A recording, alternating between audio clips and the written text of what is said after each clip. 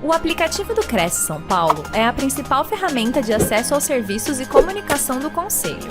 Faça agora o download na App Store e na Play Store. E siga nossas redes sociais no Facebook e Instagram. Queridos, eu preparei esse tema, tá, com bastante carinho, bastante atenção, bastante cuidado,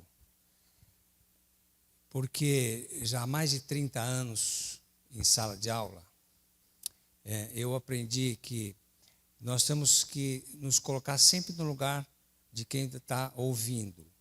Então, eu procurei separar alguns tópicos que possam mais lhe ser interessante. Se tiver algum que faltou, podem me perguntar à vontade, tá? Então, não tem problema de interromper, nada disso. Se quiser deixar para o final também, pode perguntar. Então, eu separei o tema assim. Nós vamos falar uma breve introdução, a base legal. Então, se a gente está falando de ética, não é ética da minha cabeça, tá? É ética conforme a base legal. Porque ética é mais do que um conjunto de valores morais e de costumes. É também um conjunto de normas cogentes, ou seja, você deve cumprir. Se não cumprir, vai precisar de um advogado para te defender, porque o Cresce vai instalar um PAD, um processo administrativo disciplinar. Pois a conceituação, o que é o corretor, parece que é simples, mas não é. Trouxe ali uma conceituação. Aqui, os deveres do corretor e corretoras de imóveis com a sua classe profissional.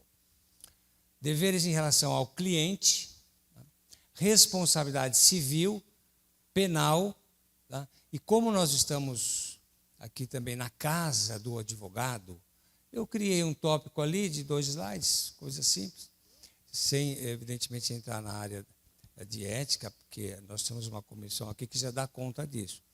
Mas é para que o corretor possa entender quando ele está fazendo parceria com um colega advogado, e isso pode gerar uma incompatibilidade.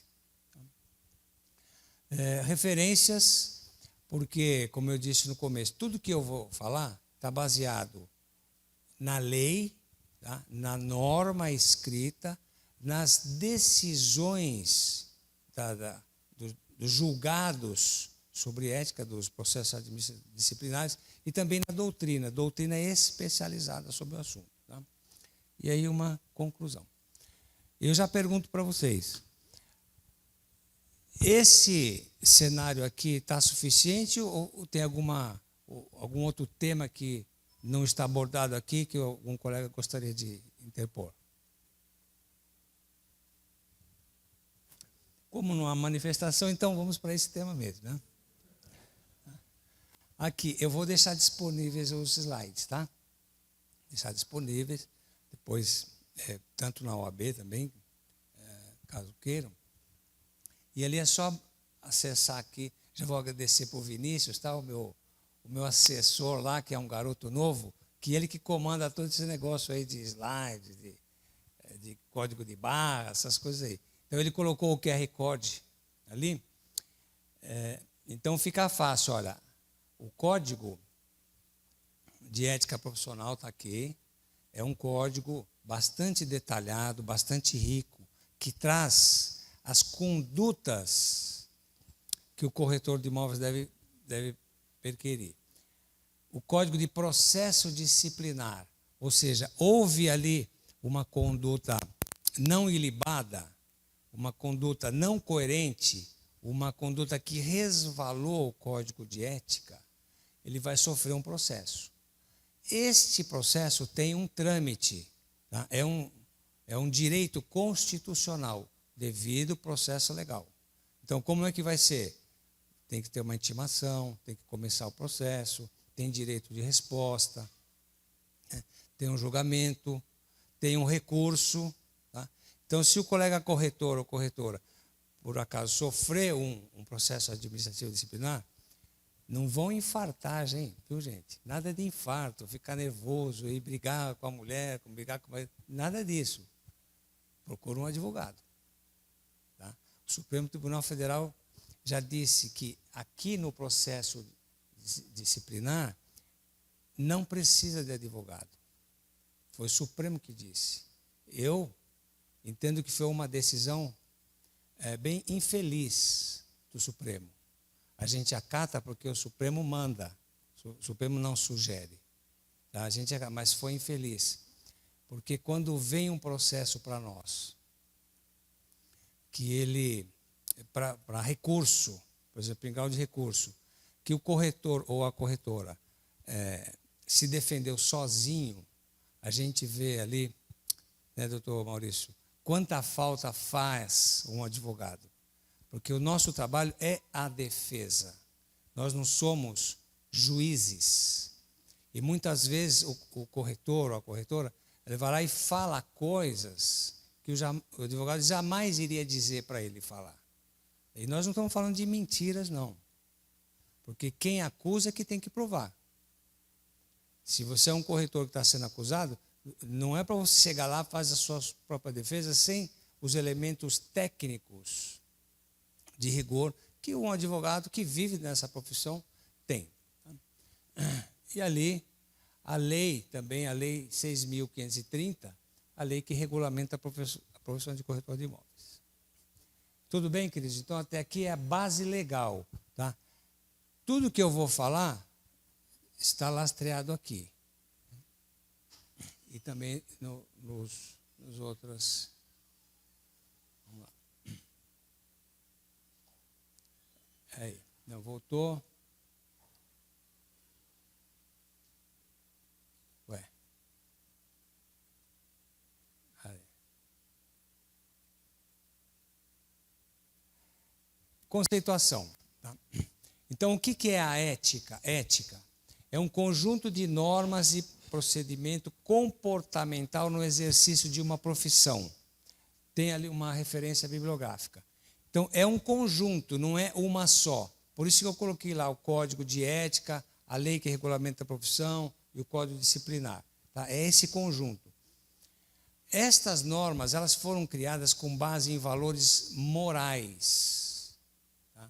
Então, todas as regras, elas vêm de valores morais. Em algum momento elas se transformam em lex, em lei. Lex quer dizer escrita. Como na época, em períodos anteriores, que o rei mandava, então o rei dizia uma coisa, dava ordens, criava normas.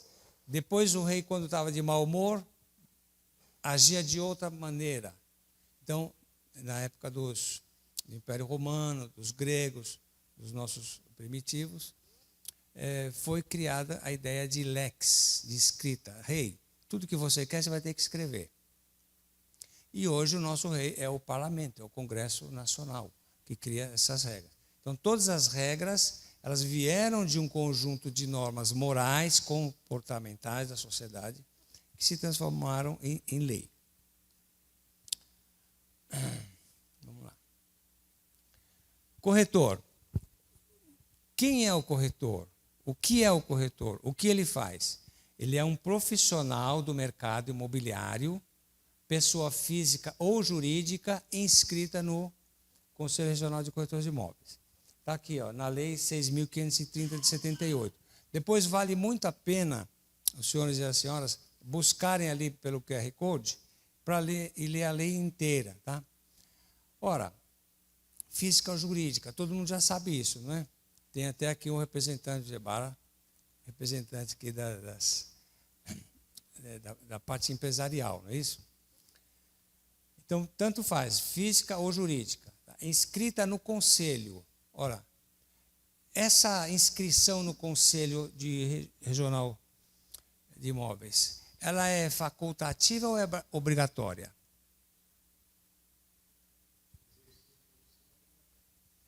Para exercer a profissão é obrigatória. Muito bem, doutor Daniel. Se você não tem a sua inscrição e você está exercendo a profissão, nós vamos chegar no slide ali na frente.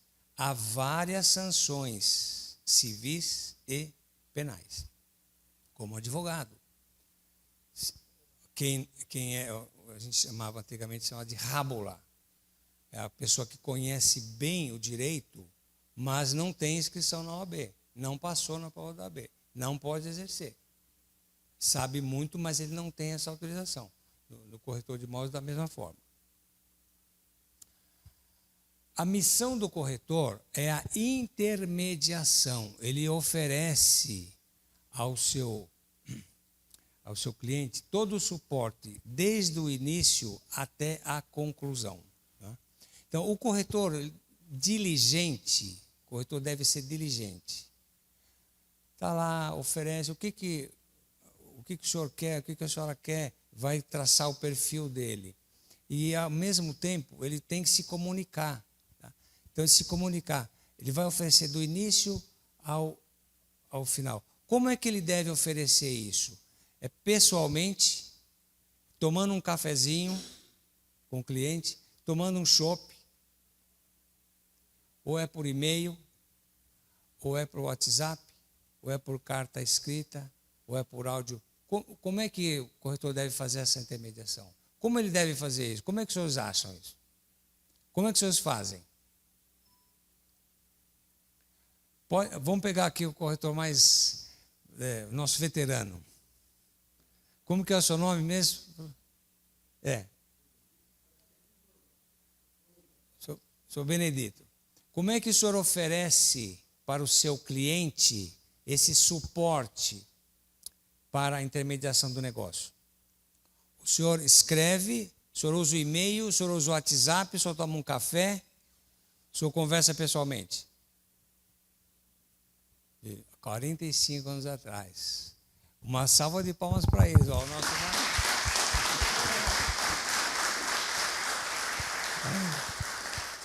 Muito bem, querido.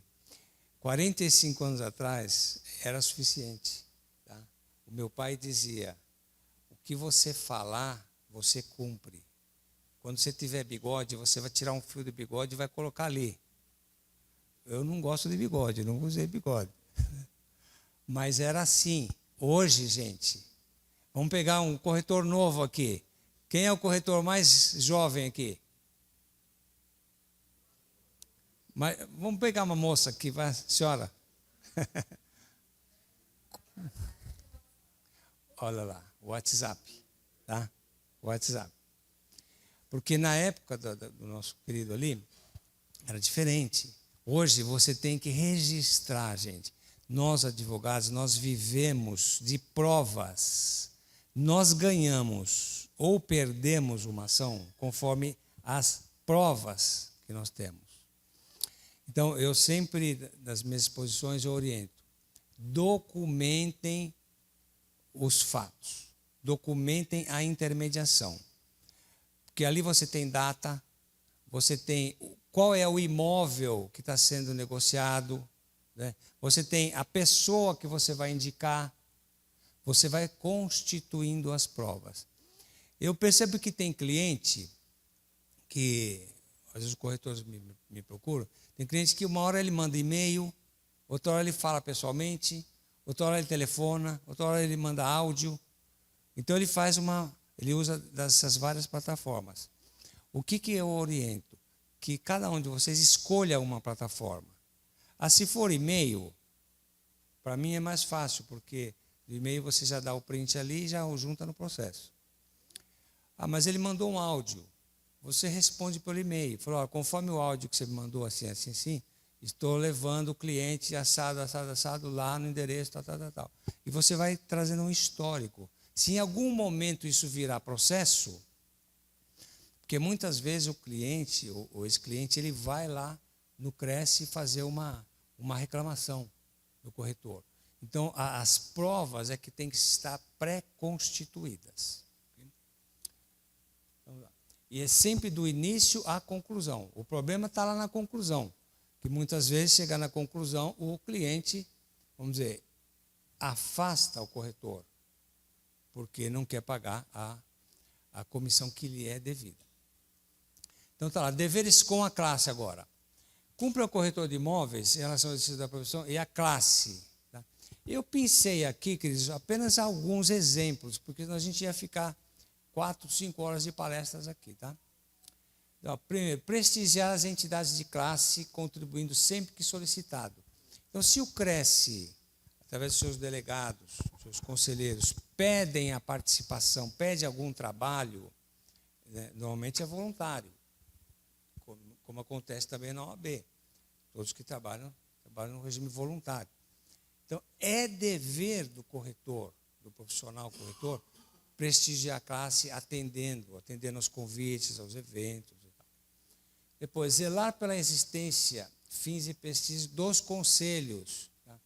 Primeiro o federal, depois o regional, aceitando os mandatos, os encargos. Nós temos aqui delegados, delegadas, né, conselheiro.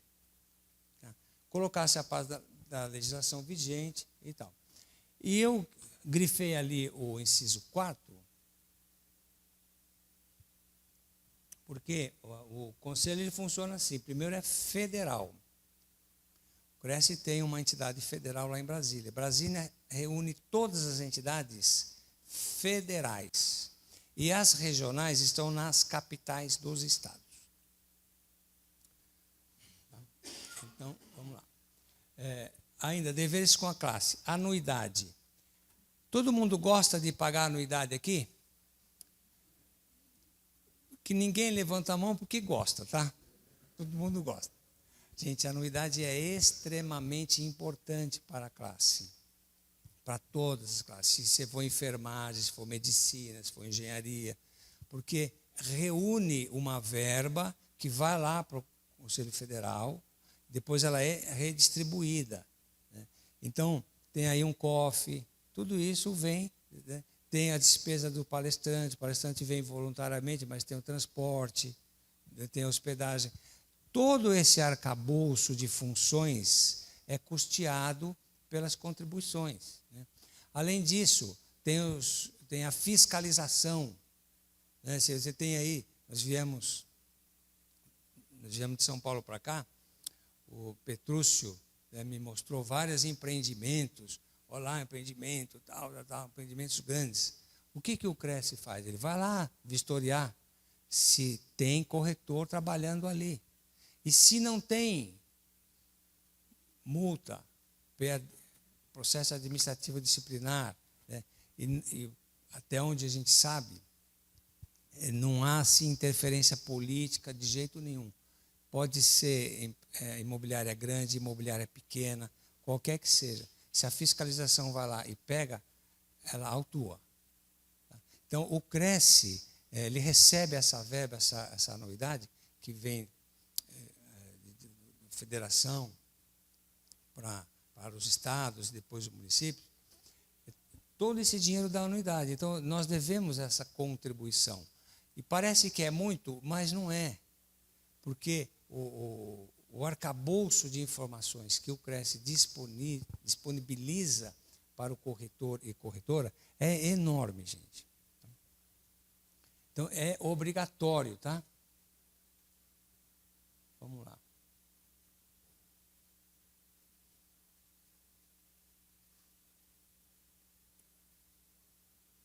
Vamos lá. Será que é a bateria, não?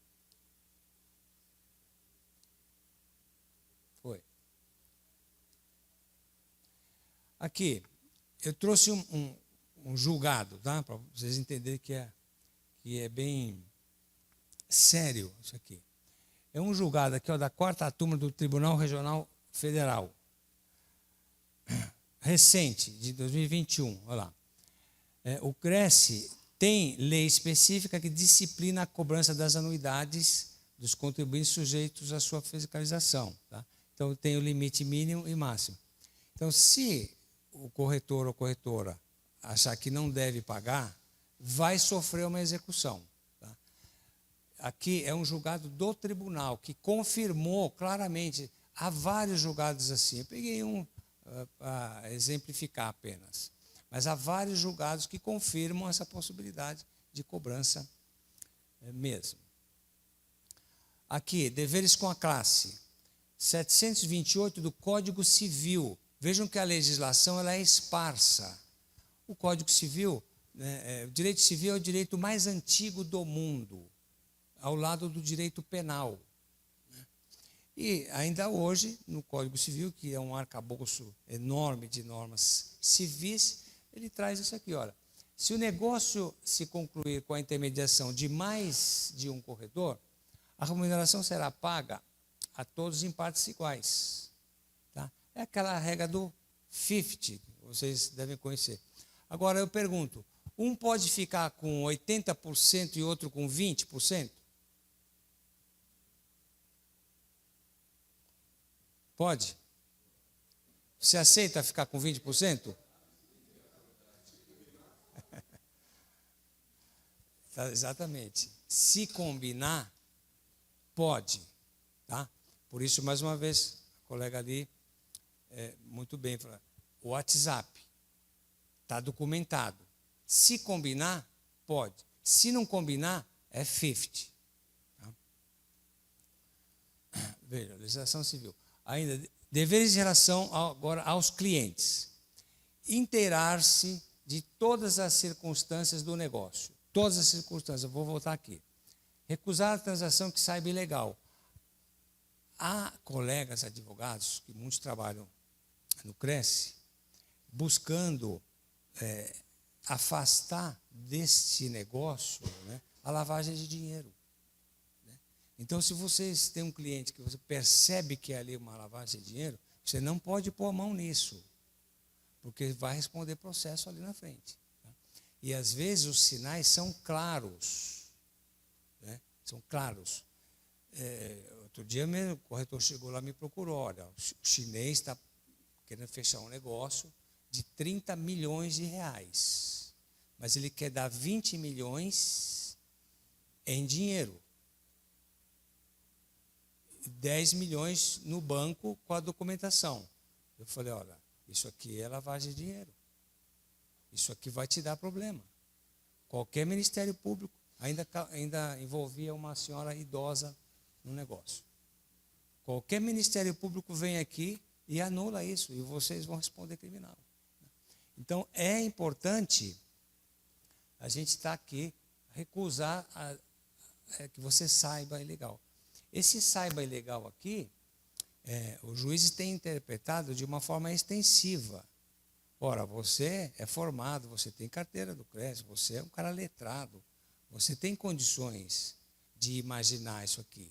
Ora, o cara te ofereceu isso, não, eu não sabia, doutor, mas as condições fáticas iriam permitir que você soubesse. Então, você não vai escapar. Tá? Ah lá, dar recibo de quantias recebidas. Gente, isso é fundamental. Fundamental. Se você tem uma conta, pessoa jurídica, lógico, vai depositar lá.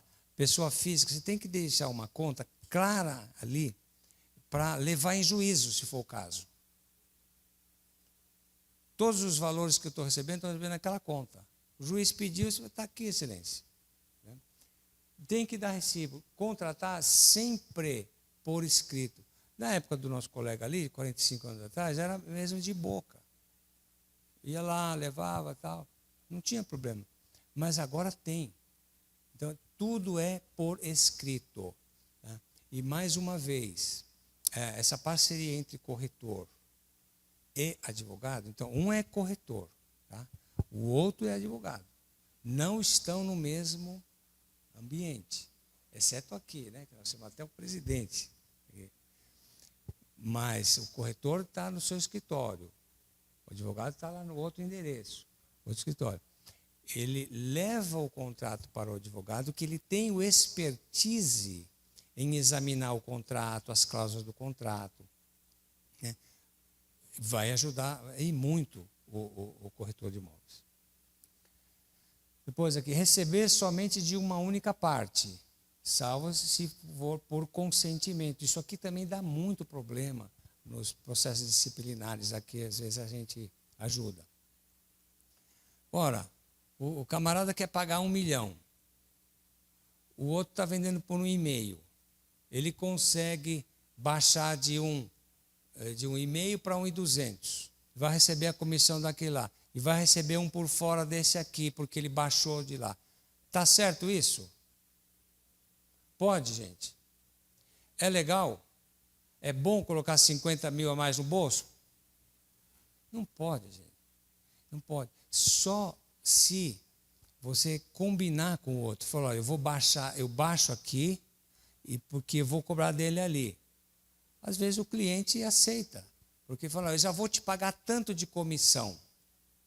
Se você consegue cobrar do outro, a própria lei permite isso aqui. Como no advogado. Às vezes estou lá numa audiência, na hora de fechar o acordo, o cliente fala, mas eu ainda tenho que pagar ele. Acontece muito nas trabalhistas, né, doutor? Mas tem que pagar ele. Se eu estou para o lado da empresa, eu falo para o empregador que está aqui, você paga o advogado? Você paga? Eu pago. Silêncio. Pode constar que a empresa vai pagar o advogado do reclamante. Não tem problema nenhum. Tá? Agora, se for de uma forma escusa, escondida, aí não pode. Responsabilidade civil.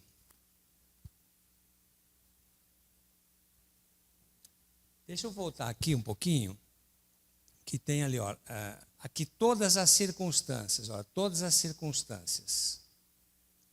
Vocês já pegaram algum caso que você vendeu um terreno grande para uma construtora, a construtora foi lá, aportou valores, muitos valores, para construir um prédio. Em algum momento a construtora teve que embargar a obra foi embargada porque aquele terreno estava objeto de desapropriação.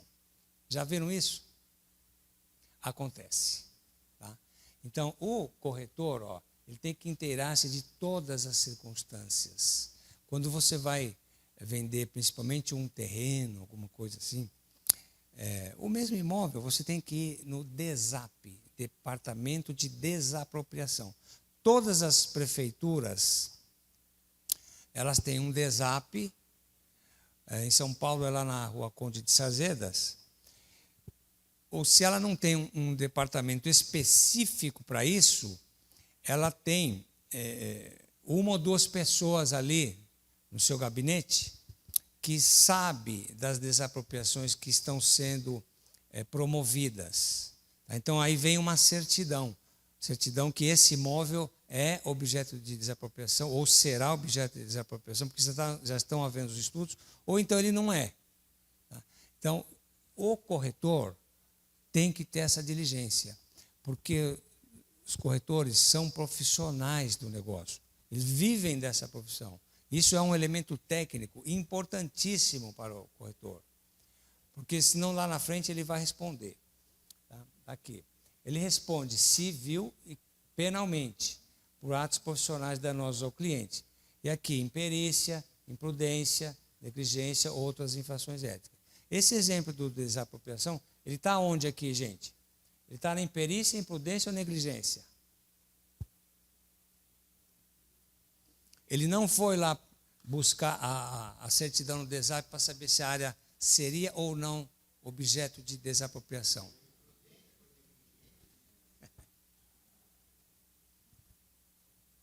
Foi negligente porque foi preguiçoso. Né? Foi imprudente porque é o trabalho dele. Foi imperito porque também não exerceu o trabalho dele com o mister que lhe é devido. Se acontece isso, ele vai ter que devolver a comissão que ele recebeu, corrigida. Aqui, 723, Código Civil, olha lá. O corretor é obrigado a executar a mediação com diligência e prudência e prestar ao cliente espontaneamente todas as informações. Então, o Código Civil ele está validando a regra que se encontra também em outras legislações. É comum isso. Tem aqui, está repetindo lá, não tem problema nenhum. Rescisão contratual. Aqui um acórdão, aqui do Tribunal de Justiça de São Paulo, ó, também recente. Rescisão contratual. A ausência de apresentação dos documentos necessários. Né? Teve que devolver ao autor os valores recebidos. O corretor responde por perdas e danos. Gente, isso é muito chato, é difícil, é ruim. Porque hoje, uma ação dessa aqui, vocês acham que ela tramita em segredo de justiça ou é público? Todo mundo vê ou só as partes podem ver? O que vocês acham? É pública. Todo mundo vê, gente. E hoje, todo mundo faz isso. Entra no TJSP, no site lá, ou então só no Google, dá o nome do cidadão, já aparece a ação. Né? Então, é feio, você é corretor, você tem que prezar pela sua classe profissional, você tem que prezar pelo seu trabalho, pela sua profissão, valorizar a sua profissão. Outra lá, sentença para condenar o réu, que é corretor de imóveis, a devolver à autora o valor indevidamente retido na negociação. Esse caso aqui também foi um caso emblemático, porque o cliente deu um sinal. Esse sinal já era para repassar para o comprador, para o vendedor, mas o corretor ficou com o sinal para ele. Depois o vendedor pagou a comissão. E o comprador falou, mas e o que eu já dei? Entraram com ação contra o corretor. O corretor estava recebendo a mais. Teve que devolver. Do mesmo jeito. Porque quem vê uma ação dessa aqui, fala, cara, é má fé. Não adianta ele vir aqui me convencer e tal, eu vou puxar o nome dele ali no Google, vem lá no Jus Brasil, vem tudo quanto é site, uma ação dessa já depõe fortemente contra o trabalho do corretor. Então nós devemos ter bastante cuidado. A outra aqui, ó, dois corretores, um no começo, outro no fim. Pagamento de metade de remuneração para cada um, prática conhecida como 50, eu já havia me referenciado isso aqui. O autor recorrente reclama a totalidade, sentença de improcedência mantida. Então, o juiz de primeiro grau, né, na falta de prova de que havia sido combinado percentuais diferentes, o juiz falou, não, metade para você e metade para o outro. Aquele que tinha ficado com toda a verba, recorreu, perdeu lá no tribunal também. E hoje é assim, tá? Estava até falando com o doutor Xavier ali. O STJ já confirmou que honorários de advocatícios vai de 10% a 20%. Então, se você está falando de uma comissão aqui de 300 mil reais, você vai perder de 30% a 60%, né, a título de honorários sucumbenciais. Então, ficou muito mais caro o pagamento dos honorários advocatícios. A partir de agora, né, Dudu? O Supremo acabou de falar isso aí. Aqui, um exemplo da desapropriação que eu tinha até adiantado. Descoberta de ação de desapropriação. Não cabe pagamento de comissão de corretagem quando, apesar da celebração do compromisso, né, a negociação se revela incompleta em relação à análise dos documentos concernentes aos imóveis. Né? Porque qual é o costume do corretor ou da corretora hoje? Pega aquelas certidões ali, pronto. Tem trabalhista, tem o quê? Mas a de desapropriação, ela simplesmente fulmina o negócio. Tá? Eu tenho uma palestra sobre desapropriação para os corretores também, está no site do Cresce, explicando sobre as oportunidades que uma desapropriação traz para o corretor de imóveis. Porque há um entorno da desapropriação.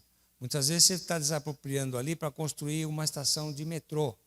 Então, todo aquele entorno lá recebe uma valorização de até 500%. Quem está sempre lá no DESAP, no Departamento de Desapropriação da Prefeitura, fica sabendo disso. Então, ele já sai trabalhando na frente. Fica a dica aí para quem depois quiser se interessar. Aqui, penal, a responsabilidade penal, estelionato, 171. O réu que na condição de corretor, por intermédio de contas fakes, Facebook, anuncia imóveis para aluguel e consegue ludibriar vítimas, obtendo para si vantagem ilícita. Ora, então ele pegava os imóveis para vender e alugava. Alugava nesse sistema de como que chama esse sistema? Airbnb, lá no Facebook, no Instagram e tal, como se fosse dele, recebia o dinheiro, ficava para ele. Deu aqui 171. Né? É o esperto que é burro, porque nós não estamos falando de uma pessoa que não tem profissão, nós temos um corretor, uma corretora que tem profissão. Isso aqui é prova documental, é facinho de pegar. Pega as partes, testemunha, pega banco, pega a remessa do dinheiro. Né? Então, eu trouxe esse slide aqui para vocês. Aqui, incompatibilidade com a advocacia. O doutor me permite a gente falar assim. O exercício, aqui é o código de ética da OAB, mas vocês precisam saber, senão daqui a pouco vocês vão estar servindo de testemunha lá, ou contra ou a favor. Né? E entrar num processo nunca é agradável para quem não é advogado. Para nós é. A gente vive disso, de processo. Então, olha lá, o artigo que o exercício de qualquer profissão é incompatível com qualquer... O exercício da advocacia é incompatível com a mercantilização. Tá? Então, é vedado o oferecimento de serviços profissionais que implicam direta e indiretamente. Né? Então, é aquela história. O advogado, ele pode ser corretor. É importante, vocês que são corretores, se vão fazer parceria com o advogado. Ele pode ser, claro que ele pode, mas ele não pode captar, ele não pode trabalhar para o mesmo cliente como advogado e como corretor. Então, se ele é advogado, ele tem que trabalhar como advogado. Se ele for dar assessoria, ele vai dar assessoria para o corretor, em ambientes diferentes, porque senão ele está entrando ali naquela mercantilização. E nós, advogados, nós não podemos fazer isso. Né?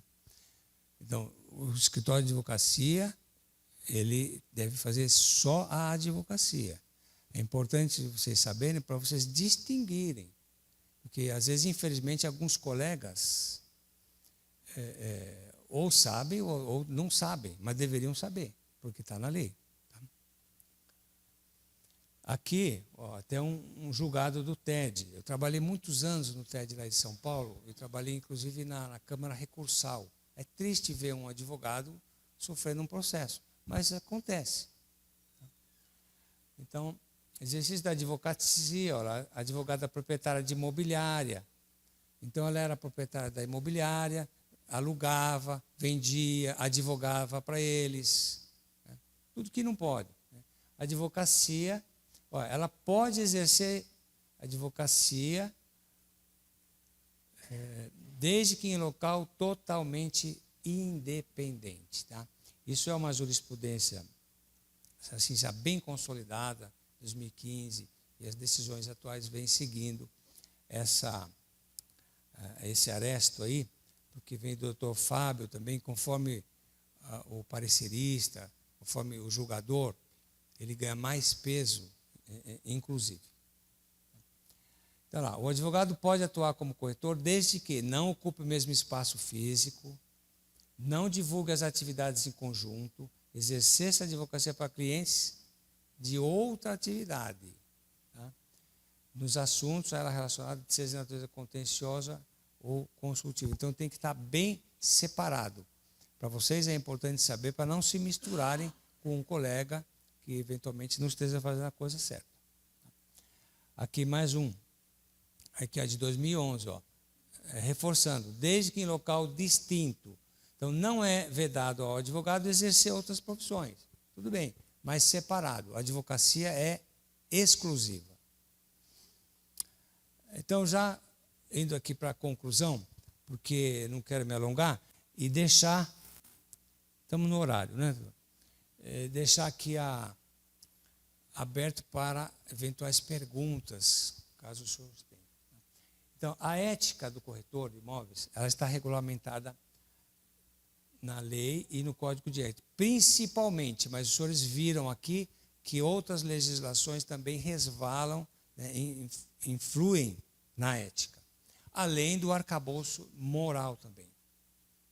O corretor deve estar sempre atento aos seus deveres com a classe, com seus clientes sob pena de responsabilização.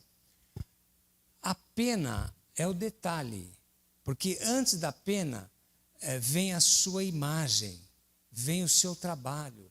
Veja que coisa linda, o senhor 40 e tantos anos vivendo da corretagem. Por quê? Porque tem uma imagem. Nós temos que zelar em todas as profissões, principalmente na corretagem. Agora, domingo, eu encontrei com um rapaz que ele chegou, puxa, professor, olha só, eu encontrei um cidadão na rua, ele veio para mim, João, quanto tempo, não sei o quê. Ele falou, mas você me conhece? Eu conheço. Faz 20 anos que você vendeu um imóvel para mim. 20 anos, foi lá, reconheceu o corretor, abraçou o corretor, maior satisfação. Aquilo foi, o cara ganhou o mês, porque é o reconhecimento pelo seu trabalho, pela sua profissão. Exercer a profissão com dignidade, ele contribui com a sociedade, valoriza a sua classe profissional e valoriza a si próprio. Aqui as referências de tudo que eu usei, vocês perceberam, eu falei com base na legislação, com base nas decisões já tomadas em casos semelhantes, inclusive dos tribunais, e aqui nas referências bibliográficas. Tem várias obras importantes ali. E muito obrigado. Estou deixando meus contatos. Se tiver alguma dúvida que não ficou esclarecida, também pode me perguntar agora ou pode me mandar, que eu respondo também. Muito obrigado.